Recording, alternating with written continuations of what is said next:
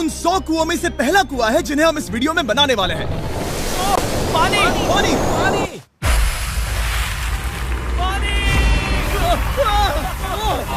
आपने अभी अभी केन्या के एक छोटे से गांव को पीने के पानी का अनलिमिटेड सप्लाई मिलते हुए देखा, वो भी सिर्फ 1 सेकंड में। अभी एक कुआं बना है और 99 बाकी है। आपको ये वीडियो बहुत पसंद आएगा। इन 100 कुओं को मिलाकर 5 लाख से ज्यादा लोगों को पीने का ताज़ा पानी मिलने वाला है। केन्या की इस साइट पर कुछ कुएं बनाने के बाद हम नाइरीरी स्कूल सिस्टम के साउथ में गए और कह सकते हैं कि उन्हें हमसे मिलकर बहुत खुशी हुई। क्या हाल है?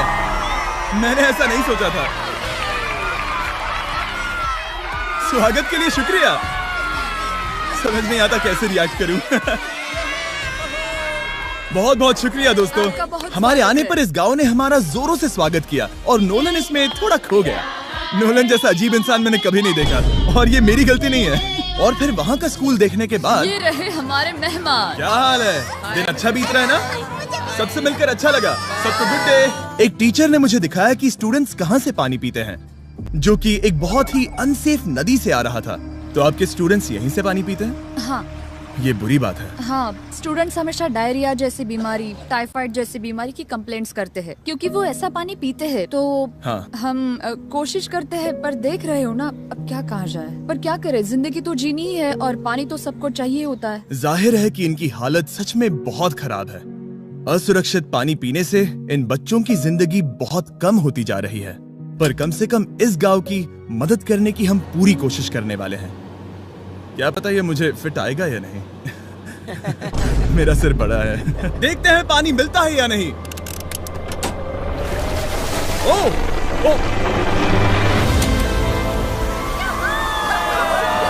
बारिश हो रही है, क्या नजारा है।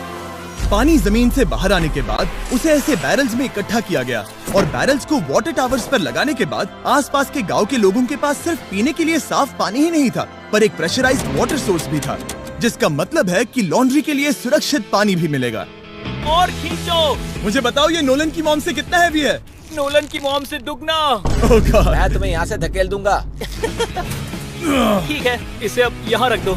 हमने केन्या में और 20 कुएं बनाए और उसके बाद इसके जूते में भी कुआं डोंट है। वरी, मेरे दूसरे जूते में भी पानी है। मैं बताता हूँ कि हमने ये 29 कुएं कैसे बनाए। इस विशाल सी ड्रिल से जमीन में सैकड़ों फीट गहरा गड्ढा किया, वो भी पॉल्यूटेड सोर्सेज से होकर सीधे विशाल से पीने लायक पानी तक। उसके बाद हमने पाइप्स इंस्टॉल किए ताकि लोग पूरे अफ्रीका में इन हैंड पंप से पानी ले सके और नाइरीरी में भी। इसे टेस्ट करके देखते हैं। पानी जैसा है। मुझे इस 5 गैलन ड्रम को भरने के लिए 5 मिनट लगे। इससे एक दिन में कितना पानी मिल सकता है? 3600 गैलन्स एक दिन में। ये न केवल स्कूल के 400 बच्चों को कवर करेगा, बल्कि स्कूल के आसपास के गांव वाले भी इसका अच्छे से इस्तेमाल कर सकते हैं। पानी के लिए शुक्रिया आपका। कोई बात नहीं। ये पंप नॉन स्टॉप 30 सालों तक चल सकता है। आपको लग रहा होगा कि इस तरह का बड़ा काम करने के लिए एक बड़े गवर्नमेंट की जरूरत पड़ेगी, पर ये सच नहीं है। ये प्रॉब्लम सुलझाना बिल्कुल मुमकिन है और ऐसी चीजें करने के लिए इंसानियत को आगे आना ही चाहिए। आपके कामयाबी का राज क्या है? सच कहूँ तो ऐसा कुछ खोजो जो तुम्हें करना पसंद है, उसे लंबे समय तक करो और तुम्हें कामयाबी जरूर मिलेगी। मैं इससे बहुत करीब लाने वाला हूँ, देख रहे हो? मजेदार है ना? जरा ऊपर देखो, वो रिकॉर्ड कर रहा है। ठीक है, मैं इसे करीब लाने वाला हूँ। ठीक है। हाँ, तुम खुद को देख सकते हो। हम इस गांव के लिए भी कुआं बना पाए, इस गांव के लिए भी और इन दूसरे 12 गांवों के लिए भी।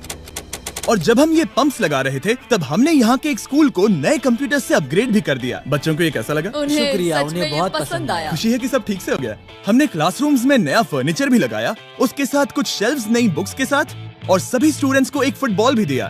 Thank you mister beast, thank you. यहाँ तक कि सभी क्लासरूम्स में नए व्हाइट बोर्ड्स और प्रोजेक्टर्स भी लगाए। आप सबको ये प्रोजेक्टर पसंद आया?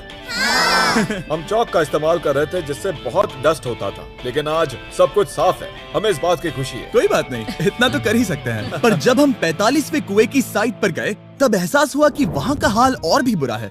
जब भी उन्हें पानी की जरूरत पड़ती थी, तब उन्हें जंगल से 1 मील खतरनाक रास्ता तय करके जाना पड़ता था, जो एक विशाल सी पहाड़ी से जाता है।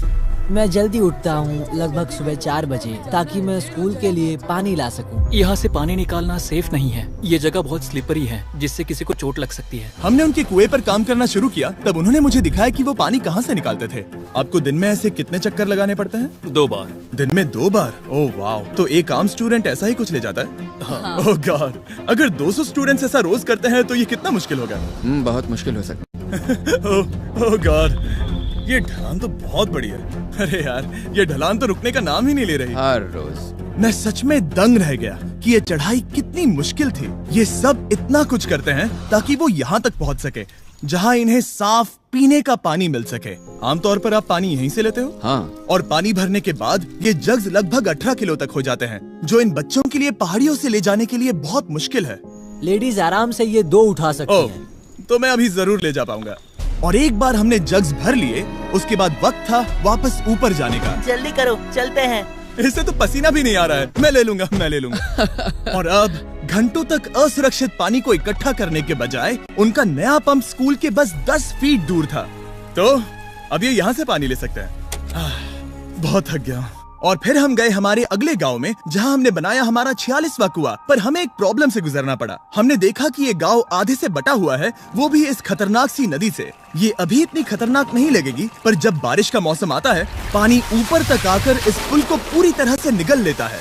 और ये पुल इसलिए इतना जरूरी है क्योंकि वहाँ जो गांव है, वहीं पर सभी हॉस्पिटल्स और स्कूल्स हैं, इसलिए यहाँ से रोज गुजरना पड़ता है। ये खतरनाक है, लेकिन इस पुल के अलावा इनके पास और कोई ऑप्शन नहीं है। जब ये नदी उफान पर होती है तो ये किसी को भी बहा ले जाती है, लोग, स्टूडेंट्स, यहाँ तक कि जानवर। हाल ही में इस नदी को क्रॉस करने की कोशिश में हमने 3 लोगों को खो दिया। इस तरह किसी की जान जाना पागलपन है और हम इसे स्वीकार नहीं कर सकते। और जिस पल हमने इस बारे में सुना, तब हमें मदद करनी ही पड़ी। तो पंप तक जाने वाले पुल को जब हमने ठीक करना शुरू किया, तब हमने केनिया से 2000 मील दूर जिम्बाब्वे देश का भी सफर तय किया। अफ्रीका में आए 1 हफ्ते से ज्यादा हो गया है और अब भी कई पंप्स लगाने बाकी हैं। तुम में से बदबू आ रही है। पर मैंने सुबह ही शावर लिया था। बात होते ही मैं हाथ नीचे ले लूंगा।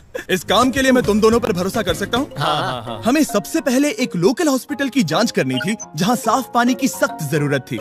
अंदर जाने पर हमें पता चला कि इस क्लिनिक की इस गांव को कितनी जरूरत थी। 1 साल में यहाँ पर कितने बच्चे जन्म लेते हैं? 1 महीने में करीब 50। इसका मतलब 1 साल में पूरे 600। वाह!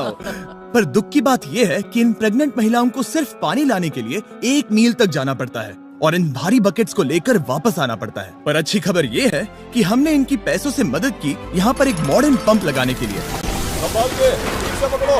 और अब बस देरी थी इसे शुरू करने की। ठीक है नोलन, क्या तुम तैयार हो? मैं तैयार हूँ। ओवर। मुझे एक ड्रामेटिक जूम इन दो। नोलन, मैंने बटन दबा दिया है, ये काम कर रहा है? पानी आ रहा है। आप जाकर चेक करना चाहेंगे? हाँ। वहाँ पर? हाँ, चलो चलते हैं। लोगों को पानी मिलता देख मुझे आखिर बहुत अच्छा खुशी हो पानी रही मिल ही है। गया। ये सच में कमाल की बात है। हमारा नोलन एक प्रोफेशनल डांसर है। हाँ। यकीन नहीं हो रहा, मैं डांस कर रहा हूँ। वो कर क्या रहा है? ओह गॉड, सॉरी, मैं नहीं चाहता कि आप इसे और देखें। साफ पानी मिले ये पक्का करने के अलावा इस गांव में बहुत से स्टूडेंट्स को ट्रांसपोर्टेशन की भी दिक्कत थी, तो हमने इन सबको नई साइकिल्स देने का फैसला किया। बच्चे बहुत ज्यादा हैं, पर हमने साइकिल्स भी उतनी ही खरीदी हैं। सच बताऊं तो मुझे साइकिल चलाना नहीं आता। जिमी को सिर्फ साइकिल देना आता है। कभी इसे चलाना नहीं सीखा। तो चलो हम एक रेस लगाते हैं। 3, 2, 1, गो! ओह माय गॉड, सभी मुझसे आगे जा रहे हैं। संभल के, मुझे चलाना नहीं आता, किसी को उड़ाना नहीं चाहता। तुम इसे चलाओगे? ठीक है, जाओ चलाओ। ओके। और इन्हें साइकिल्स देने के बाद हमने तब तक पंप्स लगाए जब तक हम पहुंच गए कुआं नंबर 69 तक। ये कुआं सोलर पावर्ड है, जो गांव के किसानों के लिए खास बनाया गया है, ताकि इनकी फसलों और जानवरों को जरूरत से ज्यादा पानी मिल सके। चाहे गर्मी हो या फिर बिजली ना हो, इससे कोई फर्क नहीं पड़ेगा। हर एक पैनल है 200 वॉट्स का, जो एक पंप से जुदा है। ये पंप हर घंटे 5000 लीटर पानी खींच सकता है। बेसिकली ये अनलिमिटेड पानी का सोर्स है इस पूरे गाँव के लिए। ये बहुत बढ़िया है। और जिम्बाब्वे छोड़ने के बाद हम चाहते थे कि अफ्रीका की सभी कम्युनिटीज को पानी मिलता रहे, इसलिए हमने और कुछ पंप्स बनाए युगांडा में, सोमालिया में और कैमरून में। कैमरून में हमने क्या क्या किया ये देखने के लिए फिलैंथ्रोपी चैनल पर हम जल्द ही एक वीडियो अपलोड करने वाले हैं। इन गाँव में वक्त बिताने पर मुझे एहसास हुआ कि पंप्स लगाना कितना जरूरी होता है।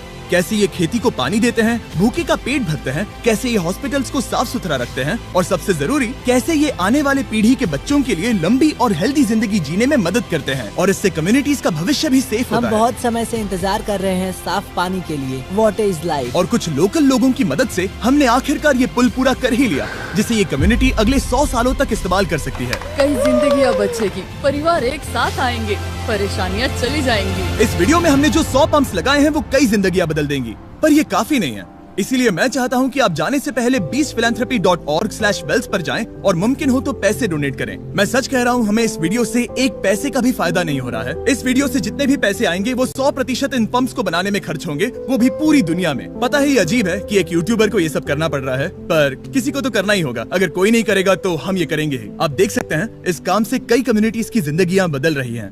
और फाइनली 100वां पंप। ओह माय गॉड, मुझे माफ करना।